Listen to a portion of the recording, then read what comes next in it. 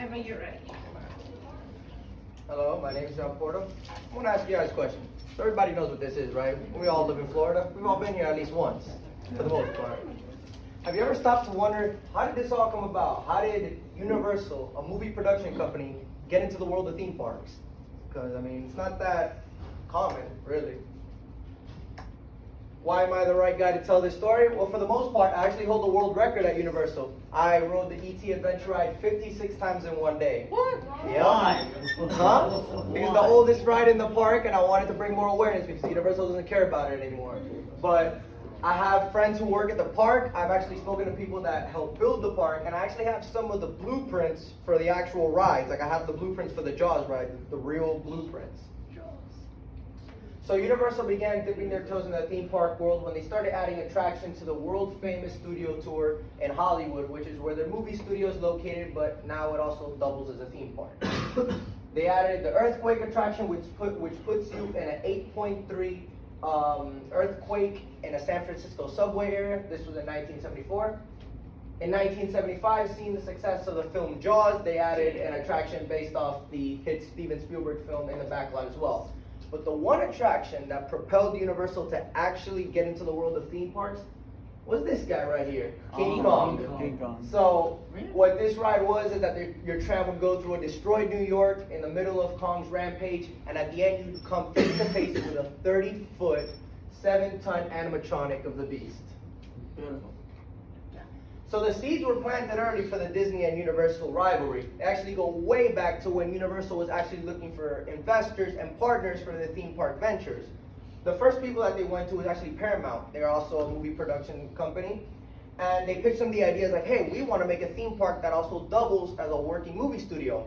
What they didn't know is that one of the men in that room was Michael Eisner. And if you guys know Disney, Michael Eisner later went on to become the president of Disney.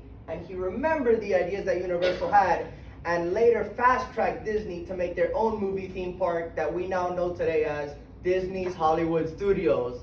So actually Disney stole Universal's idea, but since they made it first, then they claim that Universal was the one that stole the idea, but that's not the case. Universal sought the help of this man right here. This is Steven Spielberg. You guys have probably seen at least one Spielberg movie. He's probably the most successful director in all of Hollywood. They signed him to a 50-year creative consulting contract to help out with the park. And fun fact, every time you guys go to Universal, he gets a cut of that money. He gets a cut of the admission. And remember that they signed him to a 50-year creative consulting contract. Universal wanted to make attractions that were already on the backlot. They wanted to make them fully fledged attractions. Attractions such as Earthquake and Jaws. Hell yes. They also wanted to make attractions from their recent movies and more popular movies such as Back to the Future.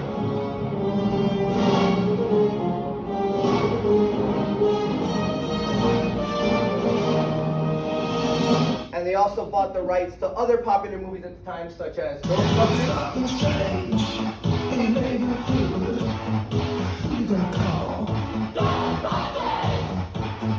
And they didn't stop there. They also brought out the right to cartoons such as Hanna-Barbera.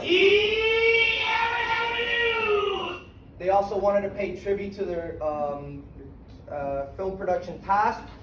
They made an entire attraction paying tribute to the legendary director Alfred Hitchcock.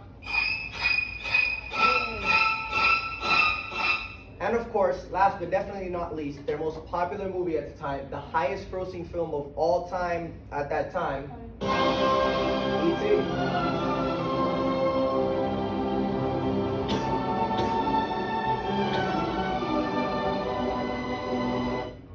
Now you probably think to yourself, opening day for Universal was perfect. The park opened and we all know, it's the park that we all know and love today. That couldn't be any more far from the truth.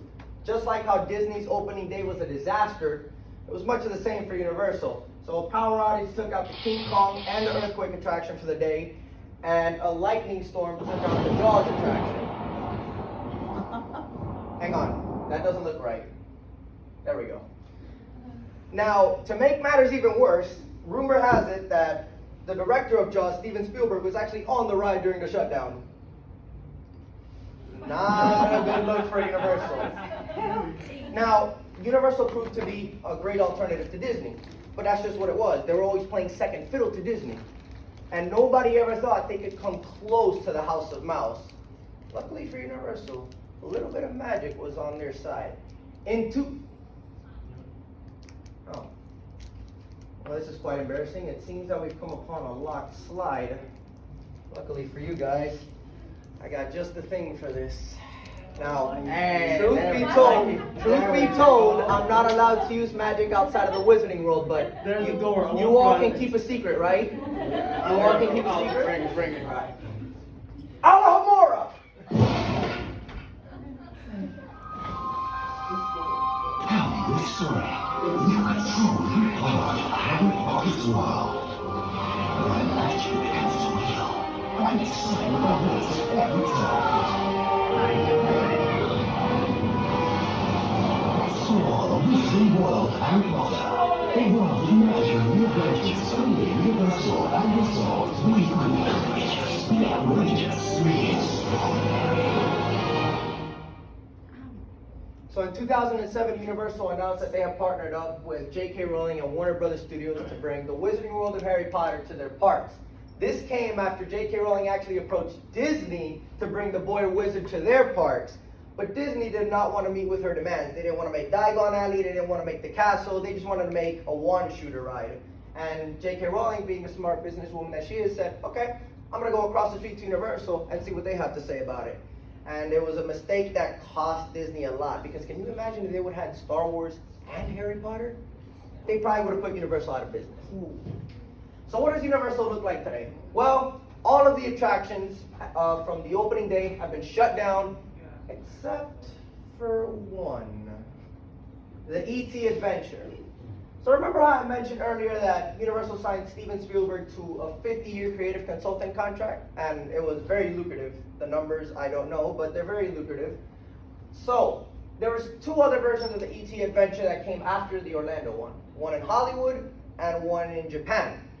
The one in Hollywood and Japan both shut down, and then around 2000, early 2010s, rumors started flying that the one in Orlando was going to shut down. So Steven Spielberg said, I still have a 50-year creative consulting contract. So what I say goes. If you shut down E.T., I'm leaving Universal and I'm taking everything with me. So Jurassic Park over there in Islands of Adventure, yeah, that's gone too. Everything with my name associated with me is gone. So even the president of Universal said that E.T. is not going anywhere anytime soon. And the only way they could shut it down is that if they buy out the contract, which would cost them a lot of money, or if Steven Spielberg tells them to. So they can't close it. Now that's the history of Universal, so maybe when you go next time you can appreciate it a little bit more. Maybe stand in Diagon Alley and remember that a great white shark once roamed the waters of that area. Or visit the Simpsons ride and say, I wonder what year Doc Brown is time traveling to this time. But if you want a real blast from the past, you can always go to the back corner of the park, in Kids Zone, hop on a bike, and take E.T. home.